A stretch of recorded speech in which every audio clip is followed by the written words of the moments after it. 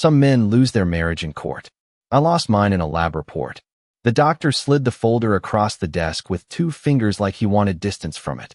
I opened it expecting cholesterol numbers, maybe another lecture about stress and sodium after 23 years in mechanical contracting. Instead, I saw 3 letters that turned my stomach into concrete. STD, positive. I read the line twice, then a third time slower, like pace alone could change the sentence. The fluorescent light above me reflected off the stapled pages and burned into my eyes. Dr. Kaplan adjusted his glasses and lowered his voice. Michael, this infection usually enters through intimate contact. Usually. Such a clean word for something filthy. My wedding ring pressed against the edge of the paper while my brain tried to force logic back into the room. Rebecca and I had spent 22 years building routines strong enough to survive layoffs, miscarriages, debt, and the kind of emotional exhaustion that settles into middle-aged marriages like dust in attic corners. We lived in Naperville, Illinois. 4-bedroom colonial. Paid off Lexus in the driveway. Retirement account ahead of schedule. Family photos lining the hallway in matching walnut frames. Structured. Predictable. Safe. At least that's the lie I carried into that office. I asked Kaplan to run the test again. He nodded. Calm. Practiced. We already did. That sentence hit harder than the diagnosis itself. Because doctors repeat tests when they expect lawsuits. I drove home gripping the steering wheel hard enough to leave marks across my palm. Rebecca stood at the kitchen island slicing strawberries into a ceramic bowl when I walked in. Gray cashmere sweater. Hair tied back. Reading glasses low on her nose. 22 years together trains you to read micro-expressions the way accountants read spreadsheets. Her shoulders tightened the second she saw my face. Tiny movement. Half a second. Then the performance returned. You're home early, she said. Smooth voice. Controlled smile. I stared at her hands instead of her eyes. Fresh manicure. Pale pink polish. Gold bracelet I bought her for our 20th anniversary. I remembered fastening it around her wrist while she cried at that steakhouse downtown. Back then I thought tears meant loyalty. Funny how memory edits itself after betrayal. Doctor's appointment ran short, I said. My voice sounded steady enough to fool her. Years of corporate negotiations taught me how to lock emotion behind my teeth. Rebecca nodded and kept cutting fruit with mechanical precision. Slice. Turn. Slice again. You want coffee? She asked. There it was. Normalcy. The first weapon liars reach for. I walked past her toward the hallway bathroom, carrying the folder under my jacket. Then I opened the medicine cabinet and checked the antibiotics shelf. Empty. I checked the trash beneath the sink next. Cotton pads. Makeup wipes. A CVS receipt crumpled near the bottom. I unfolded it slowly. Azithromycin. Filled 11 days ago. My pulse slammed once against my throat. Rebecca had already started treatment before my diagnosis even existed. I stood there staring at the receipt while a new thought entered my head like a blade sliding between ribs. My wife already knew. I folded the receipt into my pocket and walked back into the kitchen carrying a smile that felt carved from stone. Rebecca stood at the sink rinsing strawberries under cold water, humming softly like a woman with an ordinary Thursday afternoon instead of antibiotics hidden beneath coffee grounds and makeup wipes. 22 years teaches a man the difference between guilt and fear. Guilt leaks. Fear calculates. Rebecca calculated. Every movement carried precision now. Every answer arrived half a second too fast. I poured coffee into a travel mug and watched her through the reflection in the microwave door. How was your conference in Milwaukee? I asked. Her hand paused near the faucet. Tiny freeze. Tiny recovery. Long, she said. Mostly presentations. Milwaukee. 3 days. The same trip listed on our shared calendar beside a smiley face emoji, she added herself. Looking back, that emoji bothered me more than the affair. Liars decorate details. Honest people move through life without stage props. I nodded and sipped coffee while my brain started assembling timelines the way I assembled. Pressure systems at work. Inputs. Failures. Stress fractures. Root cause analysis. Rebecca left for yoga at 6:30 every Tuesday and Thursday. Milwaukee happened 2 Thursdays ago. The prescription sat on a receipt dated 11 days earlier. Treatment begins after symptoms. Symptoms begin after exposure. Exposure comes before panic. My wife had entered panic mode long before I walked into Dr. Kaplan's office. You seem quiet, she said. I looked at her directly then. Long week. She studied me for another second before relaxing again. That reaction told me more than any confession ever could. Rebecca feared information. She scanned constantly for leaks in her own story. I headed upstairs carrying my coffee and locked the home office door behind me. Then I opened our joint banking app. 22 years of marriage creates thousands of financial fingerprints. Grocery stores, mortgage drafts, utility autopay, predictable patterns. Affairs disrupt patterns because desire burns through discipline. I filtered charges by date and location. Milwaukee appeared fast. Hotel restaurant. Nail salon. Rideshare charge at 12:14 a.m. Another at 1:03 a.m. Then one detail punched straight through my chest. The destination attached to the second rideshare was a Marriott 10 miles from her conference hotel. I zoomed in slowly, staring at the screen while my pulse settled into something colder than anger. Planning. I exported statements into a private folder and opened a spreadsheet. Dates across the top. Charges underneath. Rebecca once joked that I treated finances like military operations. Turns out spreadsheets make excellent forensic tools. Another charge surfaced from months earlier. Downtown Chicago. Boutique hotel lounge. 2 cocktails. Valet parking. Tuesday night. She told me she attended a networking dinner that evening. I remembered reheating leftover lasagna alone while she texted me heart emojis between meetings. My jaw tightened so hard it hurt. Patterns emerged fast after that. Hair appointments before conferences. New lingerie purchase charged to a card she barely used. Cash withdrawals in round numbers. $100. $200. Secrecy. Leaves a rhythm behind once you stop looking at your spouse like a partner and start studying them like a suspect. Then my office phone buzzed. Unknown number. I almost ignored it until voicemail notification flashed seconds later. Female voice. Tight. Nervous. Michael, my name is Dana Whitmore. I think our spouses know each other. And I think you deserve the truth. I replayed the voicemail 3 times before calling the number back. Dana Whitmore answered on the second ring like she had been staring at the screen, waiting for courage to arrive. Her voice carried exhaustion more than panic. My husband works pharmaceutical sales, she said quietly. His name is Eric Whitmore. Rebecca met him in Milwaukee. The sentence landed with surgical precision. No drama. No screaming. Just coordinates. I leaned back in my office chair and opened a blank document beside the spreadsheet. Names. Dates. Hotels. Charges. I started building a timeline while Dana talked. Engineers trust structure because structure exposes weakness. Rebecca spent 22 years learning how to speak around emotions. She never learned how to erase data. Dana explained that Eric came home from Milwaukee acting euphoric for 2 days straight, then strangely defensive after she confronted him about a late-night charge on their American Express statement. A rooftop bar. Midnight bottle service. Valet at the Marriott downtown. Same hotel appearing inside my spreadsheet. Same date. Same sequence. I checked his phone records. Dana continued. Your wife's number showed up 27 times in 4 days. 27. Affairs always sound glamorous until math enters the room. Numbers turn fantasy into logistics. I pulled Rebecca's phone records through our Verizon account while Dana spoke. Shared family plans come with ugly privileges once trust dies. The call logs loaded slowly. Then her number surfaced beside an unfamiliar contact saved only as E. Calls after midnight. Calls during business hours. 12-minute conversations while I sat 30 feet away downstairs watching playoff games like a man still married. I felt something inside me harden into pure clarity. Rage burns fast. Clarity cuts. Deeper.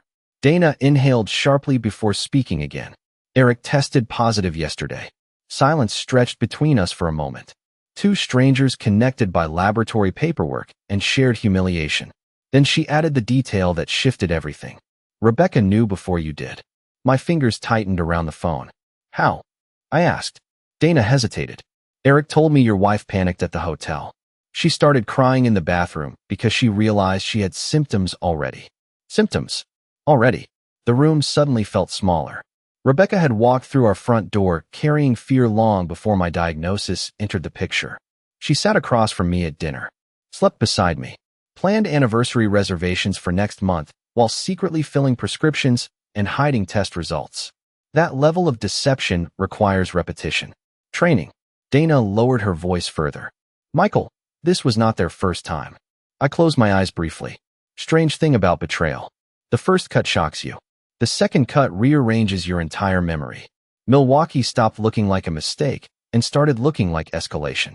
I opened Rebecca's archived email account through our shared desktop recovery system. 22 years together leaves digital trails buried everywhere. Password recovery linked through old mortgage applications. Shared tax returns. Backup authentication codes. Most couples call it convenience. Investigators call it access. Hundreds of ordinary emails filled the inbox. Recipes. Charity events. Home renovation quotes. Then I searched one letter. E. A private folder appeared instantly. Hidden. Password protected. Rebecca always used our daughter's birthday for important passwords. She still believed sentiment made her clever. The folder opened. Hotel confirmations. Private dinner reservations. Screenshots of flight changes. Then one image stopped my breathing cold. A selfie taken inside a hotel elevator mirror. Rebecca smiling beside a gray-haired man with his arm around her waist. Timestamp, 7 months earlier. 7 months. That picture rewrote 7 months of my life in under 3 seconds. I zoomed in on the elevator panel behind them. Floor 22. Marriott River North. Same hotel chain. Same polished smile on Rebecca's face. Her hand rested against Eric Whitmore's chest with the comfort of repetition instead of impulse. Affairs leave fingerprints inside body language long before they leave evidence in blood work. I saved every image onto an encrypted drive from work and forwarded copies to a private email account Rebecca never knew existed. Years managing multi-million-dollar mechanical contracts taught me one lesson early. Documentation wins wars long before lawyers enter conference rooms. I dug deeper into the hidden folder. Airline receipts. Screenshots of deleted conversations preserved like trophies. One message sat pinned near the top. Eric, still thinking about room 2214. Rebecca replied 30 seconds later. Worth every risk. I stared at the sentence until my vision blurred around the edges. 22 years reduced to risk assessment. Somewhere downstairs, cabinet doors opened and closed while Rebecca prepared dinner like a woman hosting a normal Thursday night. The separation between her performance and reality fascinated me more than the betrayal itself. Liars survive through compartmentalization. Rebecca built entire emotional walls inside her own mind. Wife in one room. Affair partner in another. Meanwhile, I paid property taxes, funded retirement accounts, and scheduled anniversary dinners while standing outside both rooms like a stranger. I opened our investment portfolio next. Marriage changes fast once attorneys enter the picture, and I already sensed movement beneath the surface. Rebecca handled social planning. I handled assets, brokerage accounts, retirement funds, property deeds, life insurance, clean structures, predictable. Yet over the past 6 months, she increased questions about account access and beneficiary details. Casual questions at the time. Dangerous questions in hindsight. I downloaded every quarterly statement into organized folders and checked recent login attempts. 3 unfamiliar logins hit our Charles Schwab account during Rebecca's Milwaukee trip. Same IP region. Downtown Chicago. She had started mapping exits before I even realized the house was on fire. My phone buzzed with a text from her downstairs. Dinner in 15. 3 red heart emojis followed. I almost laughed. Hearts from a woman secretly exchanging antibiotics and hotel selfies with another man. I locked the office and walked downstairs carrying calm like armor. Rebecca plated salmon at the kitchen island while soft jazz drifted through the ceiling speakers. Her favorite dinner playlist. Same one she used during holidays. Ritual comforts liars because routine disguises corruption. You okay? She asked carefully. There it was again. Surveillance. Rebecca studied me harder now. Fear sharpened her instincts. I took my seat across from her and folded my napkin slowly across my lap. Long day, I answered. Her eyes lingered on me another second too long. Then she reached for her wine glass with a hand that trembled just slightly near the stem. Tiny movement. Tiny crack. I spent dinner asking ordinary questions with surgical precision. Milwaukee presentations. Conference attendance. Networking dinners. Every answer aligned too perfectly with her prepared narrative. Smooth. Efficient. Rehearsed. Then I asked one question that finally pierced the mask. Did you stay at the Marriott the entire trip? Rebecca froze mid-sip. 1 heartbeat. 2. Then she smiled too fast. Of course. I nodded once and cut into my salmon while silence stretched across the table like piano wire. 20 minutes later, she excused herself to shower. The second the bathroom door locked upstairs, her phone vibrated beside her empty wine glass. A preview notification lit the screen. Eric, did your husband suspect anything after the doctor call? The message sat glowing against the dark screen while steam drifted beneath the upstairs bathroom door. Eric knew about the doctor call. That meant Rebecca told him before she told her own husband. My chest tightened once, sharp and clean, like a cable snapping under pressure. I picked up her phone carefully and tapped the notification. Face ID failed twice before the passcode screen appeared. Rebecca used our daughter's birthday for hidden folders. She used our anniversary for banking apps. Sentimental patterns. Predictable patterns. I entered June 15th. The phone unlocked instantly. 22 years together turns a spouse into an archivist of your habits. Their coffee order. Their stress signals. Their passwords. I opened the message thread and felt my entire marriage rearrange itself line by line. Thousands of messages. Photos from airports. Screenshots of hotel room numbers. Complaints about me disguised as jokes. Eric wrote like a man auditioning for importance. Rebecca answered like a woman addicted to escape. Then I reached the message that hollowed me out completely. Rebecca, he still thinks we are happy. Timestamp. 8 months earlier. 8 months. She had already emotionally buried our marriage before Milwaukee. Before the diagnosis. Before the prescription hidden beneath makeup wipes. I scrolled further. Another message surfaced from 3 weeks ago. Eric, you should leave him after the summer. Rebecca replied 6 minutes later. I need the financial side organized first. There it was. Pure language. Clean language. Strategic language. Affairs survive on fantasy until money enters the conversation. Then romance turns into logistics. Asset division. Retirement exposure. Property equity. I photographed every message using my work phone and uploaded copies on a cloud storage tied to a private corporate account Rebecca never accessed. Then I emailed my attorney. Subject line, confidential consultation. 22 years in contract management taught me timing matters more than emotion. Rash men lose houses. Calm men keep leverage. Upstairs, water shut off behind the bathroom door. I locked Rebecca's phone and placed it beside her wine glass exactly where she left it. Then I walked into my office carrying every copy of evidence I had gathered over the past 6 hours. The hidden folder. The rideshare logs. The Marriott selfie. Prescription receipts. Text chains discussing divorce timing. I organized everything into chronological order because chronology destroys excuses. People can rationalize moments. Patterns bury them.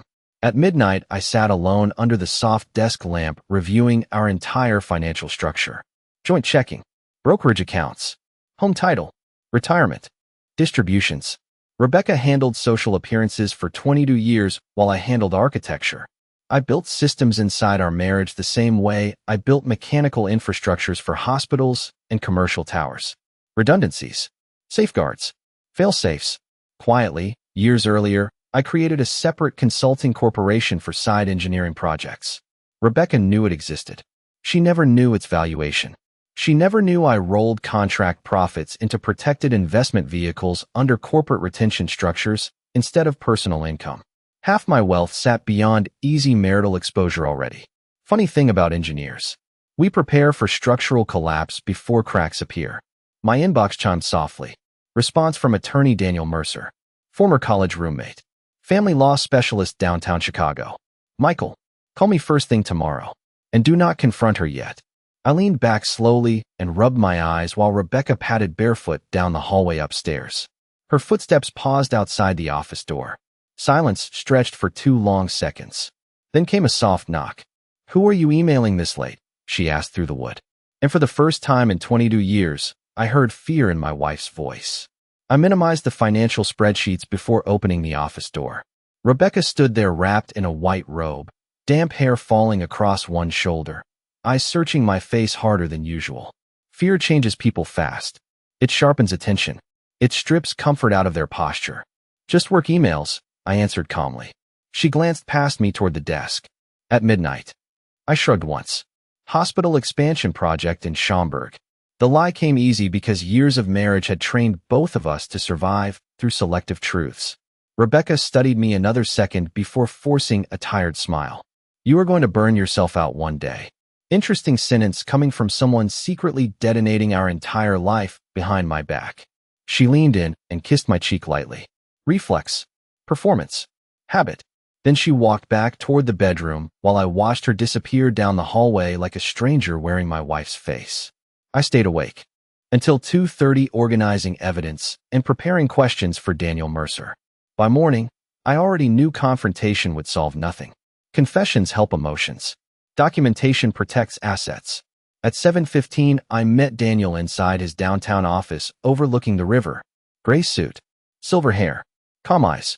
Same man who once defended me during a bar fight sophomore year after another student accused me of stealing exam answers. Daniel always excelled at separating emotion from outcome. I slid the printed evidence folder across his desk. Hotel receipts, phone logs, medical documents, screenshots, hidden folder exports. He reviewed everything without interrupting while I drank burnt office coffee that tasted like cardboard and old lawsuits. 20 minutes later, he removed his glasses and leaned back slowly. Michael, your marriage ended months ago. Your advantage right now is preparation. Advantage. Strange word during a collapse. Yet Daniel spoke like a strategist mapping terrain before battle. He asked detailed questions about property structures, retirement accounts, business holdings, insurance beneficiaries, and liquid assets.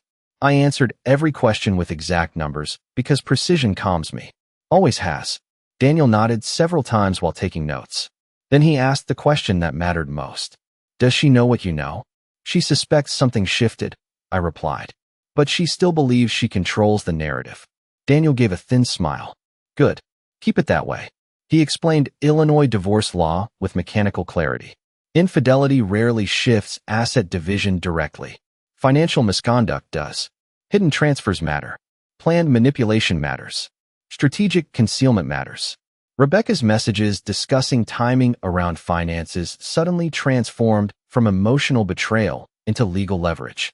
Daniel instructed me to freeze future large transfers quietly and redirect consulting income into protected corporate retention accounts already separated from marital cash flow.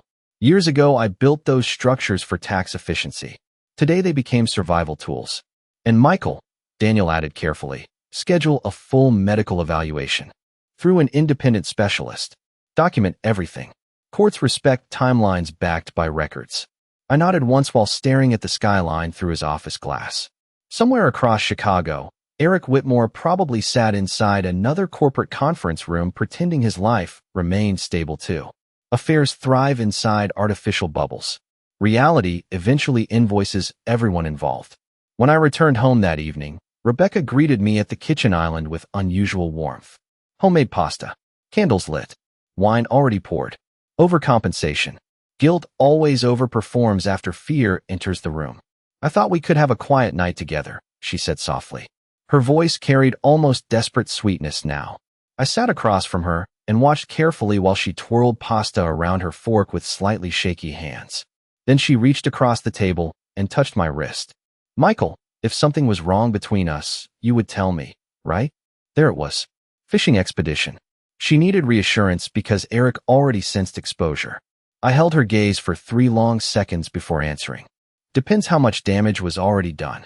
Rebecca's fingers froze against my skin. Then upstairs, her phone buzzed again. And this time, the caller ID lit up the room clearly enough for both of us to see Eric Whitmore's name. Eric Whitmore's name glowed across the upstairs hallway like a confession projected onto the wall. Rebecca jerked her hand away from mine so fast her wine glass tipped sideways. Red wine spreading across the table runner in slow, uneven streaks. For a second, she just stared upward, frozen between instinct and panic. Then she forced a laugh that sounded brittle enough to crack. Probably work, she said quickly. Work. At 8:43 at night. From the man secretly sharing hotel rooms and medical anxiety with my wife. I leaned back in my chair and folded my hands calmly while she rushed upstairs carrying her phone like evidence escaping a crime scene. The bedroom door shut harder than she intended. I remained at the table listening to faint movement above me. Quick footsteps. Closet door. Muffled voice. Fear had fully entered the house. Now, fear changes pacing. Fear speeds breathing. Fear destroys smooth liars. I walked into the kitchen afterward and poured myself another cup of coffee instead of wine. My body wanted clarity more than comfort. Then I opened the family room security app connected to the downstairs audio system. Years ago, I installed smart integration after a string of neighborhood break-ins. Cameras outside. Motion sensors. Audio relay through the central hub. Rebecca loved the convenience when packages arrived during vacations. Tonight, the same system carried fragments of her whispered phone call through the upstairs venting structure. He knows something. Pause. Because the doctor called him. Another pause. I told you to stop texting. I stood completely still beside the counter while her voice drifted faintly through the speaker. Then Eric's voice crackled through the phone loud enough for one sentence to reach me clearly. You said he was clueless. Clueless. 22 years of loyalty, summarized by another man like I was an aging Labrador sleeping through my own burglary. Rebecca answered sharply this time. Lower your voice. The irony almost made me smile. She still thought volume mattered while her entire secret life already sat archived inside 3 encrypted folders and one attorney's office downtown. 20 minutes later, she returned downstairs wearing fresh makeup and a carefully rebuilt expression. Women like Rebecca treat emotions the same way executives treat presentations. Adjust the tone. Control the optics. Protect the narrative. She sat across from me slowly and folded her hands together. Eric's company is dealing with some health issue among employees, she explained before I even asked a question. Voluntary explanation. Another classic tell. Innocent people answer. Guilty people manage perception. I nodded once and sipped coffee. Sounds stressful. Her shoulders loosened slightly. Then she studied my face with cautious concentration. Michael, are we okay? There it was again. She needed reassurance because her private world had started collapsing faster than expected. I looked directly into her eyes for the first time all evening. 22 years. Together. Birthdays. Mortgage payments. Funerals. Vacations. Thousands of dinners. And suddenly I realized something devastating. Rebecca feared consequences more than she feared losing me. That truth hurt worse than the affair itself. You tell me, I said quietly. Her eyes widened almost imperceptibly. Then came the performance. Tears gathered fast. Controlled tears. I know I have been distant lately, she whispered. I just feel disconnected from everything. Disconnected. Amazing word choice from someone conducting a hidden relationship while planning financial exits behind my back. She reached for my hand again. Maybe we need counseling. Counseling. After hotel rooms. After prescriptions. After secret folders. I almost admired the ambition.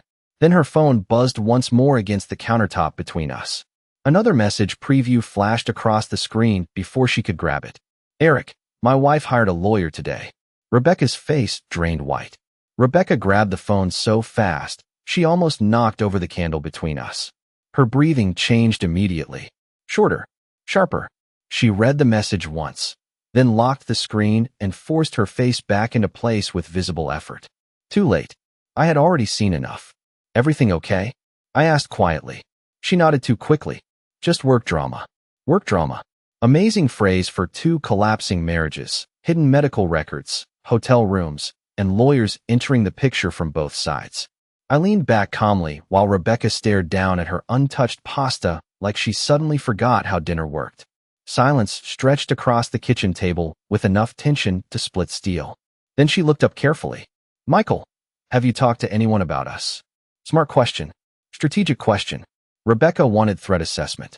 She wanted to know how exposed she really was. I folded my napkin slowly and set it beside the plate. Depends what us means now. Her face tightened. Tiny movement near the jawline. 22 years together gave me a front row seat to every stress signal she owned. You are scaring me, she whispered. There it was again. Fear. Not heartbreak. Not guilt. Fear. I stood and carried my coffee mug toward the sink while she watched me like a woman studying smoke beneath a locked door. Good, I answered softly. Then I walked upstairs before she could recover control of the conversation. That night, I slept in the guest room with my phone beside me and every financial document backed up in 3 locations. At 6 the next morning, Daniel Mercer called while I sat reviewing retirement exposure spreadsheets. Dana Whitmore filed yesterday, he said immediately. Her attorney already subpoenaed hotel records. I rubbed my forehead slowly. How bad for them? Daniel exhaled once. Bad enough that Eric started moving money. There it was. Panic behavior. Affairs survive inside fantasy until accountants and attorneys start tracing transactions. Daniel explained that Eric attempted to liquidate portions of an investment account late the previous night after Dana confronted him. Emergency movement. Sloppy movement. Courts hate sloppy movement. And Michael, Daniel added carefully, Rebecca accessed your joint brokerage portal at 3:12 this morning. I stopped typing. What? Automated security alert forwarded through the monitoring request I filed yesterday. Smart move on Daniel's part. Better move than I realized at the time. Rebecca had already started probing account visibility while I slept 30 feet away in the guest room. Any transfers? I asked. Attempted beneficiary review. She spent 14 minutes inside the account dashboard. My jaw tightened hard enough to ache. She knew collapse was coming now. The timing explained everything. The forced intimacy. The counseling suggestion. The candlelight dinner downstairs. Rebecca had shifted from a fair fantasy into damage control overnight. I spent the next hour restructuring access permissions through my consulting corporation while Daniel coordinated emergency protections on several investment vehicles Rebecca barely understood existed. Calm hands. Clean paperwork. No emotional decisions. Engineers survive disasters through sequencing. Secure pressure points first. Then contain structural failure. At 8:20, Rebecca knocked softly on the guest room door holding 2 cups of coffee. Makeup already done. Smile rebuilt. I hate sleeping apart, she said gently. Performance mode again. I accepted the coffee without thanking her and noticed faint redness around her eyes. Either she cried or she practiced crying. Hard to tell anymore. She sat carefully at the edge of the bed. Michael, if something happened, if somebody made a mistake. Singular. Interesting choice considering the 7-month timeline sitting inside my encrypted files. Would you throw away 22 years over it? She asked quietly. I looked at her for a long moment before answering. Depends what the truth costs. Rebecca lowered her eyes instantly. Then her phone buzzed again beside her leg. This time she silenced it before the screen fully lit. Too slow. I still caught the preview. Dana Whitmore had sent her a message. And the first line read, Your husband already knows everything. Rebecca stared at the message preview like a woman watching the floor disappear beneath her feet. Her fingers tightened around the phone until her knuckles turned pale.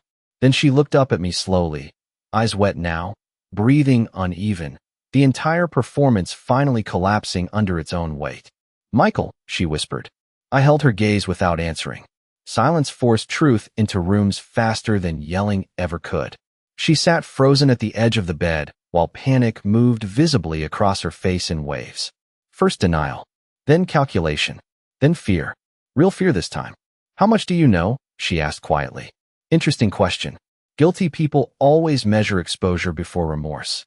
I stood and walked toward the window overlooking our backyard. Same cedar fence I repaired after the storm 3 summers ago. Same grill I used every 4th of July while neighbors drank beer and told me I had the perfect marriage. Funny how perfection survives best from a distance. Enough, I answered calmly. Rebecca lowered her head into her hands. Her shoulders started shaking softly, crying at last. Yet even then my mind stayed detached, analytical, almost clinical. I kept seeing spreadsheets instead of tears, hotel receipts instead of memories, medical paperwork instead of vows. 22 years. Translated into evidence folders and legal strategy. It started as a stupid mistake, she said through uneven breaths. There it was. Singular again. One mistake. Amazing how 7 months of deception kept shrinking into one word every time consequences appeared. I turned toward her slowly. Room 2214 was not a mistake. Hidden folders are not mistakes. Financial planning with another man is not a mistake. Each sentence landed harder because I never raised my voice. Rebecca flinched after the hotel room number. That detail told her exactly how deep I had already gone. I was unhappy, she whispered. I felt invisible. Invisible. Another polished phrase people use after betrayal because it sounds therapeutic enough to soften destruction. I nodded once. So you solved that by risking my health while planning your exit strategy? Her crying broke harder after that. She tried reaching for me again. Reflex. Desperation. Damage control. I never wanted this to happen, she said. I never wanted to hurt you. That sentence finally cracked something inside me, because for the first time all week, I believed she meant it. Rebecca never planned devastation. She planned escape. People like her chase fantasy, assuming reality will negotiate afterward. But reality invoices every decision eventually. Sometimes through lawyers. Sometimes through blood tests. I walked to the dresser and removed my wedding ring carefully. 22 years compressed into a thin circle of gold resting against my palm. I remembered buying it with overtime money from a hospital retrofit project back when we still rented a tiny apartment with cracked kitchen tiles and folding chairs instead of furniture. We built everything together from almost nothing. That truth hurt more than the affair itself. Rebecca watched the ring in my hand and started sobbing openly now. Please, she whispered. Please do not end us like this. I set the ring beside the lamp gently. You ended us months ago. I just found the paperwork this week. Her face collapsed after that sentence. Complete collapse. No argument left. No strategy left. Just consequences finally arriving at full speed. Then I handed her a large manila envelope from Daniel Mercer's office. Divorce petition. Financial restraint orders. Medical documentation requests. Rebecca stared at the envelope like it weighed 50 pounds. You already filed? She asked weakly. Yesterday morning, I answered. She looked down at the papers trembling in her hands while the room fell silent around us. After a long minute, she whispered the saddest sentence of the entire marriage. I thought I still had time. I studied her quietly for a moment before walking toward the door. Then I stopped once, hand against the frame, and gave her the only truth that mattered anymore. Affairs survive on fantasy. Divorce survives on documents. Fantasy lies. Documents remember everything. Then I walked out of the bedroom while Rebecca cried behind me. And for the first time in 22 years, the house finally sounded honest.